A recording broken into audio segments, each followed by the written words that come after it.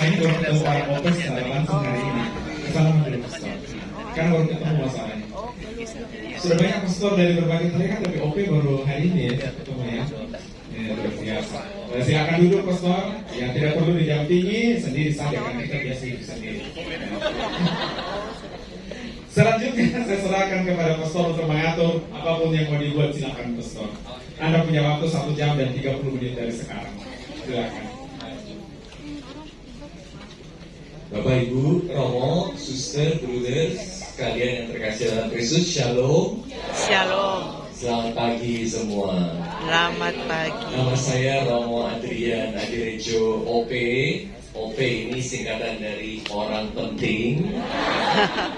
Ya, OP ini singkatan dari Ordo Pewarta, Ordo Pengkhotbah atau Dominikan. Saya bertugas sehari-hari di Surabaya sebagai Rektor Universitas Katolik Dharma Cendika di Surabaya. Saya juga biasa mengajar para frater di dalam Kristologi. Saya juga mengajar di Manila, lisensiat. Dulu saya pernah baca bahwa Monsignor Ino kuliah di UST ya kalau nggak salah ya. Ya, saya mengajar di UST tingkat lisensiat. Dan saya sangat bersyukur bisa berada bersama Anda sekalian, diundang ke kota yang indah ini, Ambon Manise, dan ketemu kembali dengan banyak teman yang sudah pernah ketemu juga di Surabaya. Pagi hari ini saya diminta untuk berbicara mengenai Roh Kudus yang berdoa untuk kita. Roh Kudus yang berdoa untuk kita. Ya, karena saya terbiasa mengajar, jadi style saya juga akan seperti pengajar biasa. Anda sekalian, kalau ada pertanyaan ya, bisa angkat tangan, bisa mengumumkan pandangan. Mari kita coba berdialog pagi ini. Materi saya ada di buku, singkat aja materinya, dan poin-poinnya juga sudah ada di buku yang sudah dibagikan kepada Anda sekalian. Tapi pagi hari ini nggak apa-apa nggak pegang buku ya, karena di situ ada outline-nya saja, singkat sekali.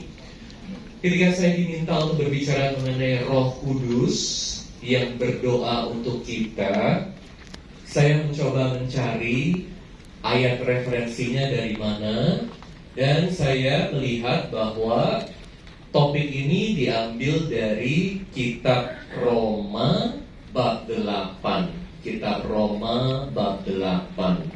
Oleh karena itu, pagi hari ini saya juga mau mengajak Anda sekalian untuk membaca dari kitab Roma, di mana kita bisa melihat ayat ini. Pengharapan anak-anak Allah dari Roma bab 8 ayat 18 sampai 30. Saya akan bacakan pelan-pelan. Roma bab 8 ayat 18 sampai 30. Sebab aku yakin bahwa penderitaan zaman sekarang ini tidak dapat dibandingkan dengan kemuliaan yang akan dinyatakan kepada kita. Sebab dengan sangat rindu seluruh makhluk menantikan saat anak-anak Allah dinyatakan. Karena seluruh makhluk telah ditaklukkan kepada kesia-siaan, bukan oleh kehendaknya sendiri, tetapi oleh kehendak Dia yang telah menaklukkannya. Tetapi dalam pengharapan, karena makhluk itu sendiri juga akan dimerdekakan dari perbudakan kebinasaan dan masuk ke dalam kemerdekaan kemuliaan anak-anak Allah. Sebab kita tahu bahwa sampai sekarang segala makhluk sama-sama mengeluh dan sama-sama merasa sakit bersalin. Dan bukan hanya mereka saja, tetapi kita yang telah menerima karunia sulung roh, kita juga mengeluh dalam hati kita sambil menantikan pengangkatan sebagai anak, yaitu pembebasan tubuh kita. Sebab kita diselamatkan dalam pengharapan. Tetapi pengharapan yang dilihat bukan pengharapan lagi. Sebab bagaimana orang masih mengharapkan apa yang dilihatnya. Tetapi jika kita mengharapkan apa yang tidak kita lihat, kita menantikannya dengan tekun. Demikian juga Roh membantu kita dalam kelemahan kita. Sebab kita tidak tahu bagaimana sebenarnya harus berdoa. Tetapi Roh sendiri berdoa untuk kita kepada Allah dengan keluhan-keluhan yang tidak terucapkan. Dan Allah yang menyelidiki hati nurani mengetahui maksud Roh itu, yaitu bahwa ia sesuai dengan kehendak Allah berdoa untuk orang-orang kudus.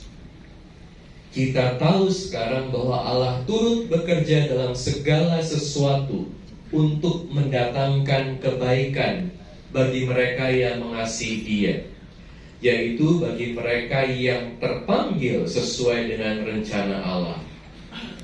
Sebab semua orang yang dipilihnya dari semula, mereka juga ditentukannya dari semula untuk menjadi serupa dengan gambaran anaknya, supaya ia, anaknya itu menjadi yang sulung di antara banyak saudara.